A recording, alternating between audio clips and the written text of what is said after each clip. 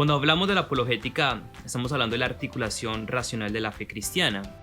Y de hecho, Pedro nos dice que preparémonos para todo aquel que les pida razón acerca de la esperanza que hay en ustedes, pero háganlo con mansedumbre.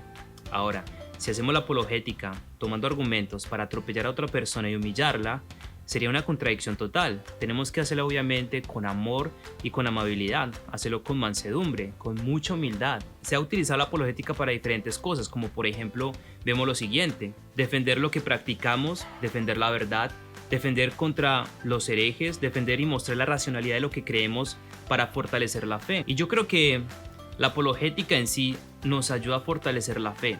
En el caso, por ejemplo, de la apologética clásica, que tiene que ver con el argumento ontológico, con el argumento cosmológico, teleológico, axiológico, yo creo que todo esto nos ayuda a reflexionar y eso alimenta nuestra fe. Y en mi caso, eso provoca una doxología, eso provoca una adoración. Por ejemplo, yo una vez estaba en las cataratas de Iguazú, en el lado argentino y en el lado de Brasil, y cuando yo estaba en medio de una catarata inmensa, yo podía ver algo inmenso, hermoso y bello.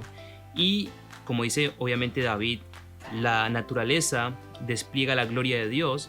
De alguna forma, en ese momento, en ese instante, mi corazón empezó a meditar en los atributos de Dios. Ver esa fuerza, ver ese tamaño, ver esa belleza, eso me hace reflexionar los atributos de Dios. Entonces empecé obviamente a adorar en espíritu y en verdad. Obviamente que en verdad se refiere al enfoque intelectual, mental de pensar en las verdades bíblicas como sus atributos, su poder, su omnipotencia. Pero vuelvo y reitero, la apologética es para que lo usemos con el fin de articular racionalmente nuestra fe cristiana a otras personas. En última instancia, tenemos que saber que el Espíritu Santo es el apologista número uno, es el que convence de pecado, de juicio y de justicia. La apologética sería como un preevangelismo que da lugar a la proclamación de la palabra exhalada de Dios y la proclamación del evangelio en sí. Pero tenemos que saber obviamente articular racionalmente nuestra fe. Yo recuerdo el escenario o un día cuando yo estaba hablando con una persona atea. En este diálogo no diría que era una discusión tensa, sino que obviamente era una interacción normal.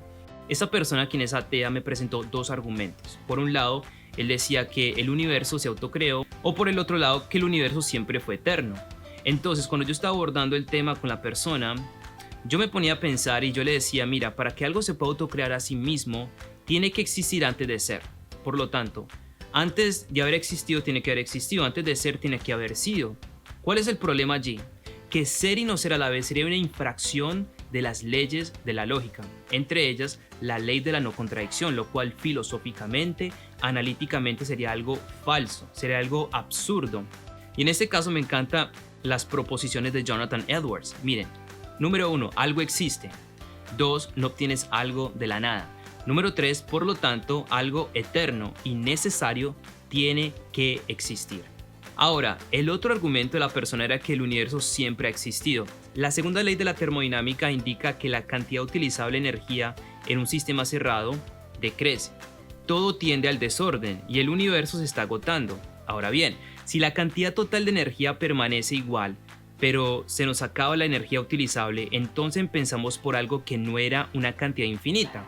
Una cantidad infinita no se puede acabar. Esto significa que el universo fue y siempre ha sido finito. Después, partiendo de eso, empiezo a reflexionar en el argumento teleológico, que tiene que ver de que todo diseño implica un diseñador. El universo es un gran diseño, por lo tanto tiene que haber un diseñador inteligente quien haya creado los seres humanos y toda la creación, ¿verdad? Eso lo vemos claramente en Génesis 1, Dios en el principio creó los cielos y la tierra, Él creó el espacio, tiempo y materia. Ahora reflexionemos por ejemplo en nosotros, seres humanos tan complejos, eso no pudo haber sido creado al azar. O por ejemplo pensemos en la existencia de la vida en el planeta Tierra, que eso depende de un delicadísimo equilibrio que es determinado por fuerzas, es determinado por parámetros cosmológicos, físicos, que si eso varía no habría existencia humana. Por ejemplo pensemos en el cerebro. ¿Cómo funciona el cerebro? Las divisiones del cerebro, sus funciones, prosencéfalo, mesencéfalo, rombencéfalo, hipotálamo, el tálamo, cómo la misma vegetación toma el dióxido de carbono y lo convierte en oxígeno. Es increíble el equilibrio de fuerzas de los planetas para estar dentro de su órbita, un átomo, cómo tiene un sistema parecido al de los planetas. Todo esto es la huella que despliega la gloria de Dios y apunta hacia un diseñador inteligente. La apologética es muy importante porque el mismo Pedro nos dice que nos preparemos para todo aquel que nos pida razón acerca de la esperanza que hay en nosotros, pero hacerlo con mansedumbre.